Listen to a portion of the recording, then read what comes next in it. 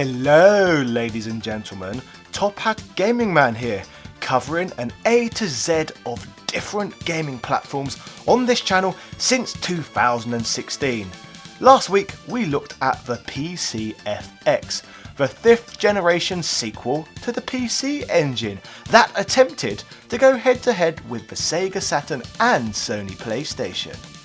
If the PCFX was seen as the sequel to the PC Engine, then what the bloody hell was the Super Grafx supposed to be? Well, this is one of the questions I am looking to answer in this video, along with why overall this system failed to live up to expectations. This, ladies and gentlemen, is the story of the Super Grafx. Yeah.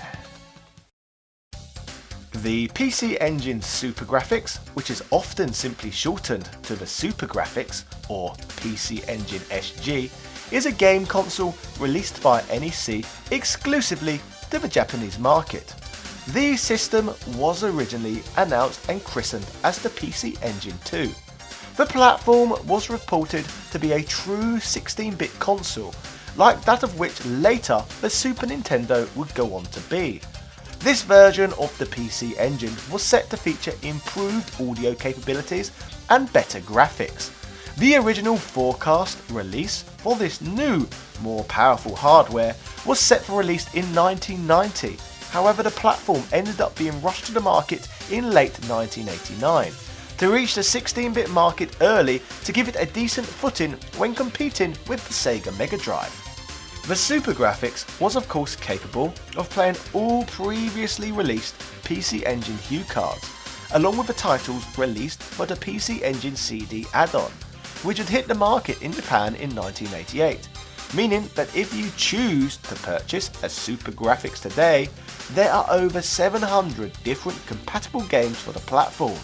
Apart from this though, only 6 retail games were ever released, which actually took advantage of the improved Super Grafx hardware, and one of these games could still be played on other models of the PC Engine anyway. So let's quickly take a look at some of the features that this system's improved upon from earlier models of the PC Engine. Firstly, the Super Grafx featured 4 times the amount of working RAM for the main CPU, and features a secondary video chip. In addition to this, the platform comes with a built-in proprietary controller, which apparently allows the output of both video chips to be combined in various ways. Like the Sega Mega Drive, the Super Grafx introduced 2-layer scrolling, but this time for NEC games. Games on the original PC Engine only featured 1 layer. So with these additions, why is this not viewed as the true successor to the PC Engine? Well, unlike the PCFX, this system was always marketed as merely an upgraded, more high-end version of the PC Engine, rather than positioned as a new system altogether, which would also account for the lack of exclusive titles for the system. The Super Grafx is also compatible with CD-ROM 2 system add-on games, as well via the ROM 2 adapter you can procure for the platform, as well as the Super CD-ROM add-on. The few exclusive Super Grafx Hue cards which were produced were also much more expensive than the traditional cards, sometimes costing the equivalent of as much as $110 at retail, and that is before we take inflation into account. We shall take a brief look at these games very shortly into this video. However, before we get to that, I'd like to make a quick comparison between the Super Grafx and some more modern pieces of hardware to give people a better perspective and understanding of what this device was actually supposed to be. Like with NEC and their Super Grafx, Nintendo have been releasing upgraded systems of their own for quite some time, with the most recent example being the new 3DS, which came out in 2014. That year, Nintendo announced this product as an upgraded, revised model of the platform, featuring an enhanced 3D slider, faster loading times on select titles, and most notably, the addition of extra shoulder buttons and a C-stick to play exclusive titles in which the original 3DS was not capable of playing. This last point sold me straight away on the new 3DS, especially due to the fact that the system launched with Xenoblade Chronicles 3D as an exclusive to that device. I made the inference straight away that we would see many black box titles like this that took full advantage of the new 3DS's additional bells and whistles. Sadly, in this circumstance, we ended up with a library which was even worse than what the Super Grafx offered, with only 4 physical black box new 3DS games ever hitting the market. So why is this attitude so different between the new 3DS today and the Super Grafx back then, when both devices were positioned in exactly the same way and both failed to deliver a decent run of exclusive games, like insinuated in many instances in the product's initial marketing runs? Well, I guess it mainly comes down to just a change in consumer culture over the years. Clever companies such as Apple and Samsung have done a fantastic job of tricking their consumers into disposing of their products very quickly in order to sell them expensive unneeded upgrades every year or two. Personally, I have never fallen for this marketing gumph and have never really paid more than £25 a month for a handset and contract. However, these tricks appear to have tricked the majority by now. I made the early purchase of the 3DS on the other hand due to the insinuation of exclusive games, rather than simply a system that runs a little bit faster.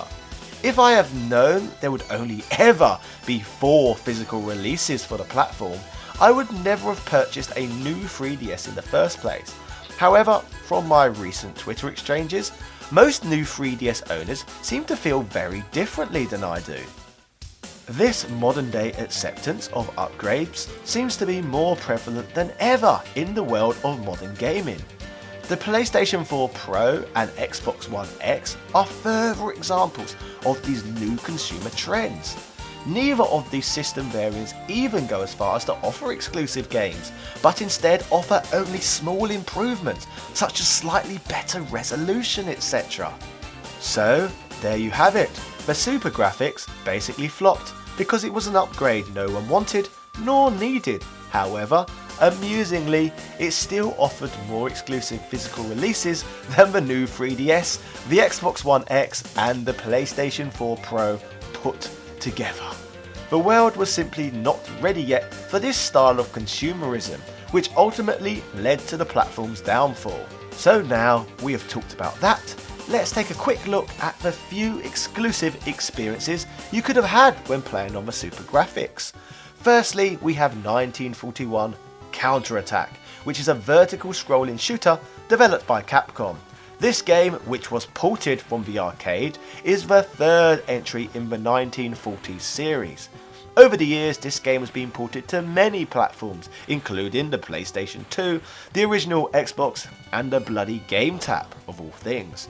This is a great game, but there are plenty of ways to experience it without the need of a Super Grafx. Aldines, the mission code for Rage Crisis, was produced and released as a true exclusive for the Super Grafx back in 1991. The game features great parallax scrolling effects and takes advantage of the upgraded system capabilities. Many moons later, this game was ported to the PlayStation Network in 2011. Battle Ace reminds me a lot of Afterburner and Space Harrier when being played, but from somewhat of a first-person perspective. This is once again a fairly visually striking game, but does not look to be anything special in terms of gameplay. This seems to be one of those games that deserves to remain on the obscure side. Ghouls and Ghosts, the sequel to Ghosts and Goblins, also saw a port to the Super Grafx. At the time of release, this was probably the best version you could experience of this game, away from the arcade, and was as close to a killer app for the Super Grafx as what could be offered. But once again, in today's futuristic world of the information superhighway, there are equally worthy ways of experiencing this game. without the need for the Super Grafx. Mado King Grand Zort, however that's meant to be pronounced, is an obscure platformer based on a Japanese anime that saw release for the Super Grafx. In terms of music and graphics, to be honest, the game does not look particularly better than even games that could be found on the average 8-bit platform at the time. So I have no idea why really this game was released on the Super Grafx as opposed to the regular PC engine, as the graphics are far from superior. On the positive side though, it is not the worst game in the world. Outside of these 5 main titles, there was also the release of Darius Plus, which could be experienced on the Super Grafx and regular PC engine. However, when played on the Super Grafx, the game featured a slightly enhanced experience.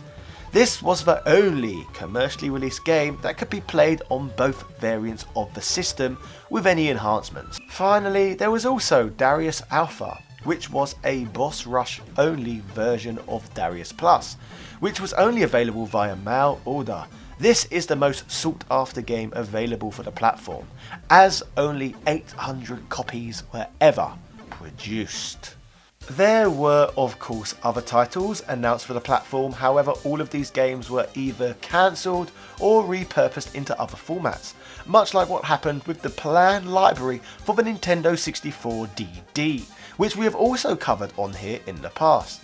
All in all, meaning there is not that many reasons to go back to playing the Super Grafx when you can just experience the regular model of the PC engine instead. So ladies and gentlemen, that was the story of the PC Engine Super Grafx, what it could offer consumers, and most importantly, why it failed. Let me know in the comment section what your thoughts are on the Super Grafx. If you enjoyed today's video, do not forget to like, comment and subscribe for detailed videos like this on the channel every single week.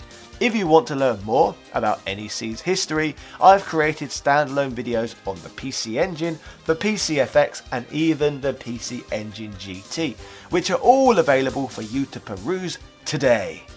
Finally, my channel Top Pack Gaming Man is funded by the fantastic support I receive from the amazing Patreon benefactors. I will always be here as long as you are here. So shout outs to Carl Johnson, Shugo Kobayashi, Greg Hooper, Lawrence C, Since Spaces, Kevin Verhaley, Andrew Brzezinski, Edward O'Reilly, Tom Elliott, Marcus Hines, The Gaming Muso, Quang DX, Spells B, JD Robbins, Michael Baker, Andy Aldridge and all of my other patrons. Thank you all for changing my life.